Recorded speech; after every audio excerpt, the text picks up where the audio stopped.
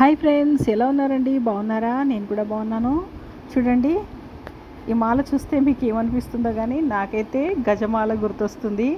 గజమాల అంటారు కదా, ఇలాగే ఉంటుంది కదా, అలాగే ఇది కూడా అలాగే వచ్చిందండి. కొన్ని పువ్వులు తీసి ఇలా కట్టాను, అన్నీ తెంపలేదు. మనకు ఇవి కింద వచ్చినటువంటి ఫ్లవర్స్ అనమాట. అదే ఇంటి పైన అయితే ఎల్లో కలర్ కూడా పెట్టాను, పైన వైట్ కూడా పెట్టాను. అవి ఇంకా ఫ్లవర్ అనేది రావట్లేదండి. ఆరెంజ్ కూడా మన దగ్గర చాలా ఉండేవి, ఇప్పుడైతే కనుమరుగైపోయి ఎక్కడ కనిపించట్లేదు. ఒకవేళ వచ్చినట్లయితే వాటిని కూడా ఎక్కువ సీడ్స్తో ఎక్కువ మొక్కలు చేస్తాను. ఇవి మొక్కలు కూడా, ఈ మొక్కలకు వచ్చే పువ్వులు చెట్టుకు చాలా బాగా కనిపిస్తాయండి.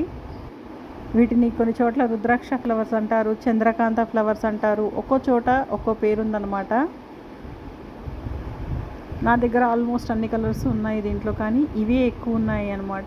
అలాగే చెట్లు కూడా ఇవి పెద్దగా ఉన్నాయి అన్నమాట. చిన్న చిన్న మొక్కలు కూడా ఇప్పుడు ఉన్నాయి అక్కడ. ఎవరికైనా ఇంట్రెస్ట్ ఉంటే సీడ్స్తో గ్రో చేసుకోండి ఫ్రెండ్స్, గార్డెనింగ్ అంటే ఇంట్రెస్ట్ ఉన్న వాళ్ళు. అలాగే ఈ మాల నచ్చినట్లయితే ఒక లైక్ ఇవ్వండి. అలాగే ఫస్ట్ టైం చూస్తున్న వాళ్ళైతే సబ్స్క్రైబ్ చేసుకొని ఒక లైక్ ఇచ్చి మీ ఫ్రెండ్స్కి షేర్ చేయండి ఫ్రెండ్స్. మీరు సబ్స్క్రైబ్ చేసుకోవటం వల్ల నా ప్రతి వీడియో మీకు వస్తుంది.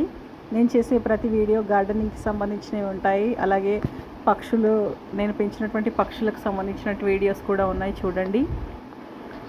అలాగే పూలు వేరు పద్ధతుల్లో మాల కట్టేటువంటి వీడియోస్ కూడా ఉన్నాయి. మీకు ఇంట్రెస్ట్ ఉన్న వీడియోని చూసి ఒక లైక్ ఇచ్చి కామెంట్ పెట్టండి.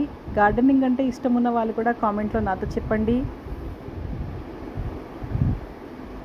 Thanks for watching. Bye bye.